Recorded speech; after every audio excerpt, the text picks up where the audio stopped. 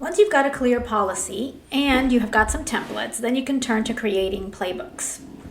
Playbooks are called lots of different things, depending on really, the purpose and the goal. Playbooks, like templates, take time to create. They're easier once you have a template, but there are also playbooks that are created for scenarios where you don't have your own template and you are trying to educate others on how to approach a negotiation from a third-party template. So playbooks are extremely useful, but like other types of documents, they have to be maintained, they have to be accessible, and they have to be, in many cases, kind of living and breathing documents so that you're modifying them as you learn more and as you continue to evolve. But first, let's be clear on the purpose. I see basically 3 different reasons for creating playbooks. One is for education, sharing knowledge. Perhaps inside the law department there are new attorneys coming in, or there's a plan to hire more lawyers that are going to be handling contracts, and we need to educate them on the positions that we take across the department. The purpose of the education in that case is really to create some consistency, to help new attorneys or attorneys that maybe are backfilling or helping out when the volume increases, to just help them speed up the process for their own thinking on how to negotiate certain contracts.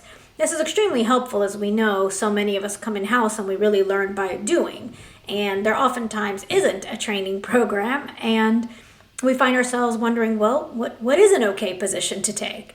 So when you think about a playbook for educational purposes, you're really explaining the positions that the department has taken on certain provisions, and perhaps providing some history, perhaps providing some context. There could be some samples of some fallback provisions. It's really a very fluid and holistic explanation, really, of where the department settled on certain legal concepts and contracts. If, however, the purpose of the playbook is for empowerment, then it's really more of an empowerment guide or an enablement guide. And I've heard them, again, called different things. It doesn't matter what you call it as long as you're clear when you're creating it, what the taxonomy is that you've chosen, and so everybody's aligned on its purpose. But if it's for the purpose of empowerment, you are likely spending a little bit less time explaining the history or the why, or even explaining the purpose of the different provisions. But you're really helping people do the negotiation who aren't quite as familiar with negotiation processes, and you're giving them very specific and tactical guidance around certain provisions, and empowering them to negotiate certain provisions by providing them fallbacks. Fallbacks sometimes I've seen go as complex as, red, yellow, and green, meaning green fallback provision that they can do anytime, all the time, and it's always acceptable. Yellow provisions where maybe there are some conditions when it works or some parameters. And then red are situations where if it's your last resort, you can do it, but it may come with a trip to the legal department for some guidance, or maybe it's explained in the empowerment guide as only a last resort, and you had to have tried at least the green and yellow one time, in a round of negotiations. I've seen some very prescriptive approaches to how to use fallback provisions in these empowerment types of playbooks. And then I've seen playbooks created really for posterity, where you're just trying to create some sort of historical document that really isn't a living and breathing document, but it just notes, here's where we were. It just notes, here's where we were on a certain point in time, in this department on these particular issues. And it's kind of stored truly for posterity. Maybe it's in the context of upcoming regulatory changes. Maybe there's a big acquisition or a divestiture for the company, and it's an opportunity really to look back in time, at a particular point. I don't see those as often, but I have seen them, especially for some of the longer, more complex templates that tend to really live on for years across a department. So first, let's be clear on the purpose so we can know what kind of a playbook you're going to be working on. And then what is the goal? Similar to purpose, but what are you really trying to achieve? Are you trying to save time for the legal department? Are you trying to increase the speed of business? Are you trying to perhaps reduce external costs? Perhaps you're spending money on outside counsel to help you negotiate because of the volume, because it's simply kind of an overflow mechanism when your department can't keep up with volume spikes. Maybe it's a combination of all three, and likely it is some combination of at least two of these, because who doesn't want to increase speed of business and save time or reduce external costs? So understanding this will help you really direct the content a little bit more. For example, if you're really trying to increase speed of business, why go through a red, yellow, and green, empowerment fallback approach when 90% of the time you've seen this negotiation on a particular topic, you end up in the position that you would have called yellow? It's likely that trying to get that green position will simply be cycle time lost. So why not go ahead and make what would have been the yellow position your green position and allow the business to move faster?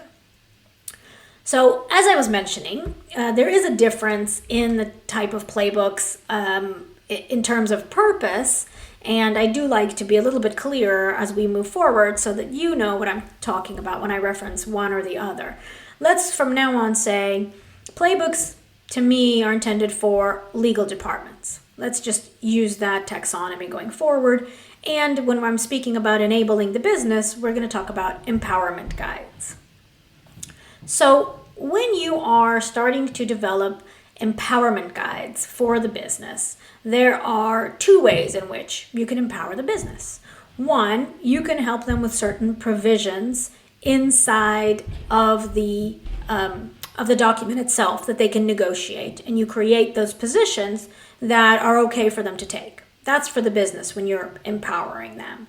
For legal, you are going to be creating in a playbook an explanation of why we take those positions. Sometimes there are historical events that have occurred or sensitivities that maybe aren't appropriate to share with the business when you're trying to empower them in the guides. But for the purpose of the playbook for a law department, it really does make sense to help the attorneys understand what it is that caused this position to form, what history led to this decision that this was the right position. I will make one other note here. As you hear me reference playbooks for legal departments, I keep referencing lawyers.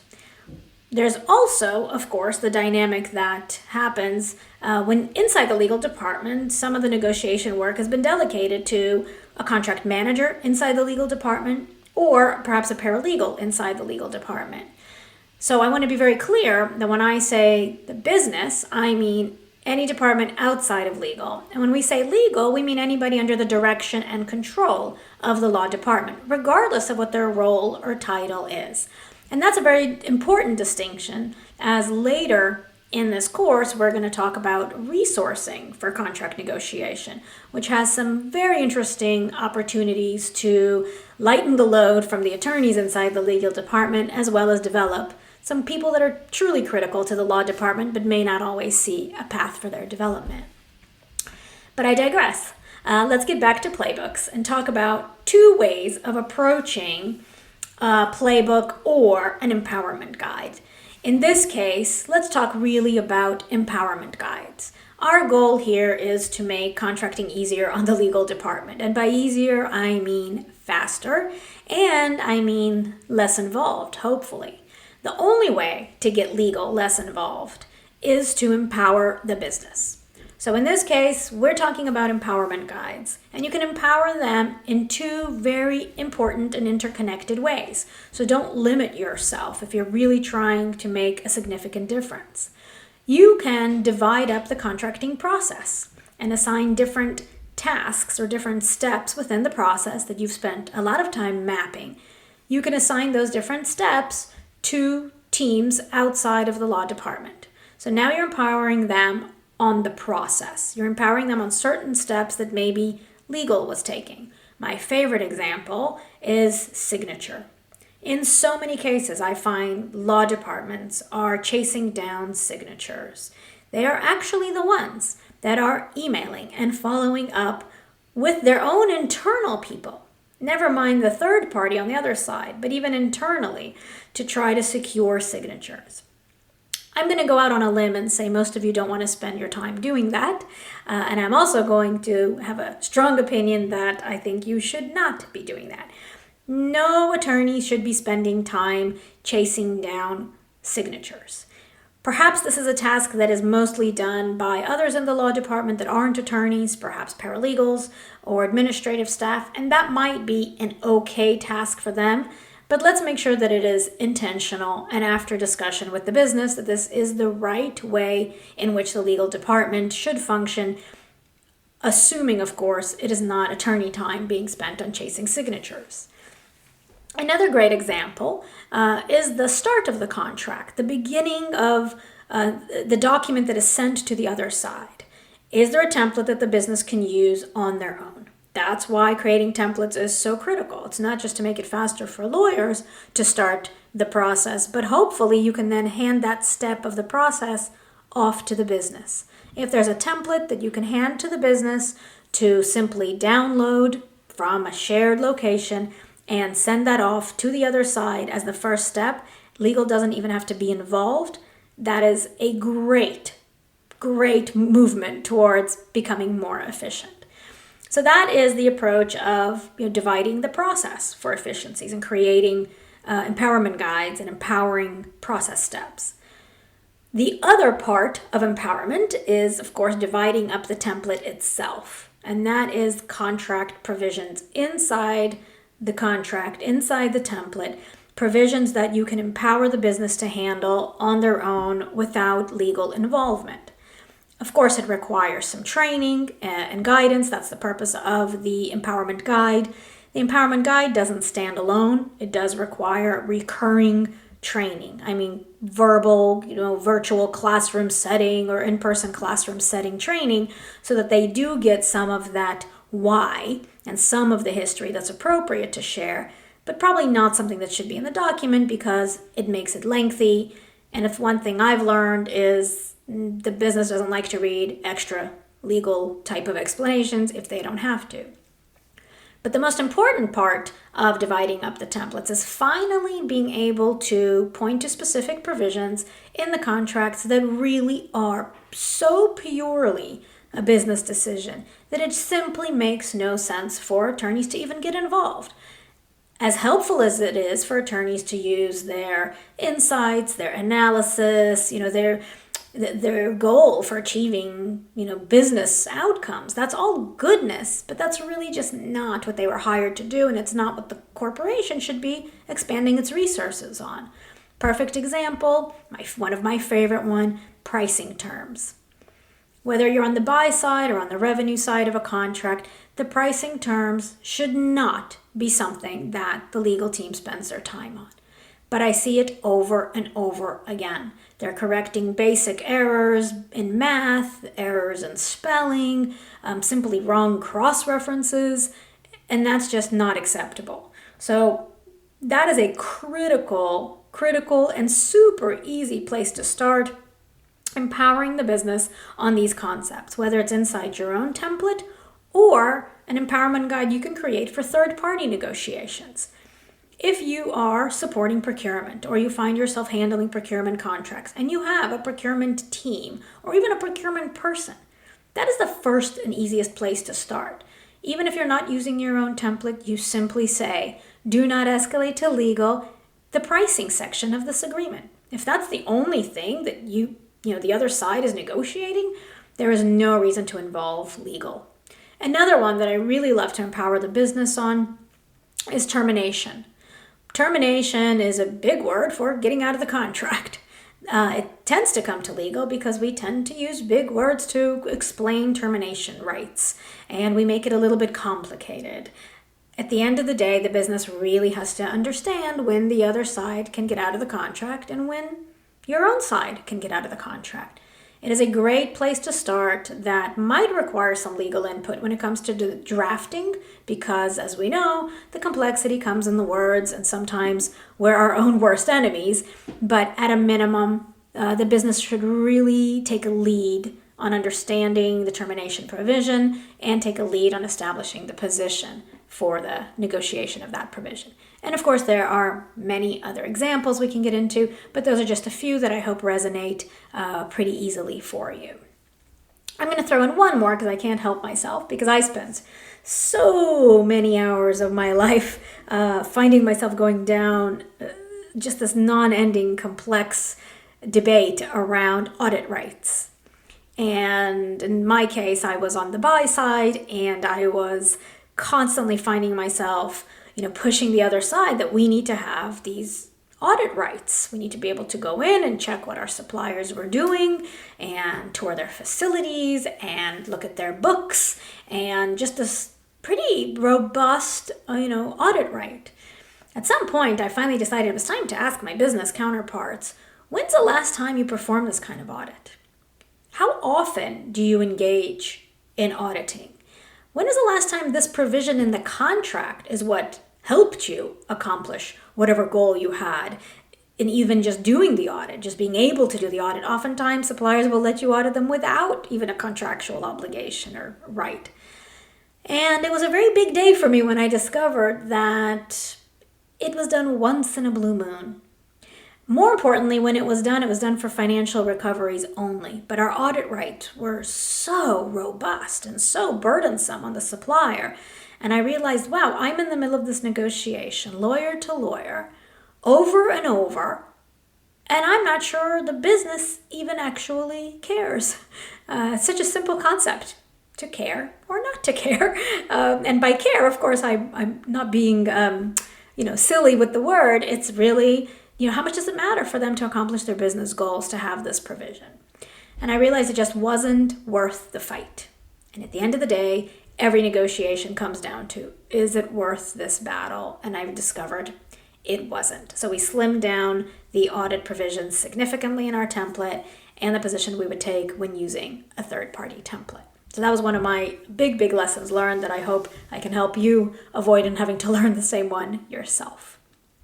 So that's a little bit on playbooks and what I like to be very crisp on, the distinction between playbooks intended to educate the legal department and create consistency, and empowerment guides, which are really intended to provide access to certain steps or provisions to the business so that they can move things forward without legal. In order to do that effectively, a sample I'm sharing of a RACI matrix. It's a concept used in project management. I've come to love it. It's a roles and responsibilities matrix. Basically, there are lots of different versions, but the concept is the same. You're really aligning who's responsible for what.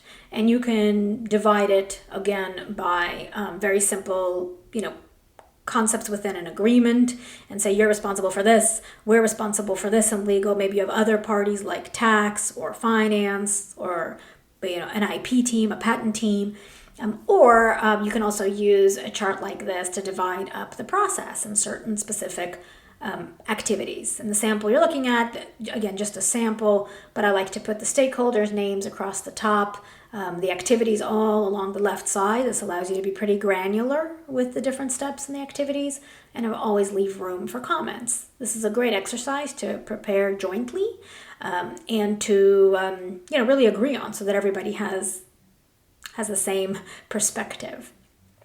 Another approach I've used is the other visual here. You can see, we really divide up the actual contract life cycle, and we lay out who's performing activity along the life cycle. It's a way of kind of laying the, RACI on its side a little bit and writing it up across the life cycle so that you are, chopping it up through a very natural view of what a contract goes through. And there is no one right way. Like with so many of these things, you have to really just pick something that works for your department and for your business stakeholders. So playbooks are critical. They need to be written also in plain language. They need to be easy to read. They need to be living and breathing so that as you learn, you can modify them. With every negotiation, we learn things. And it's really important to keep these up to date and make sure it's a valid, accurate document and doesn't just become shelfware, as we like to say. Nobody likes to go through all this trouble and then not refer to it.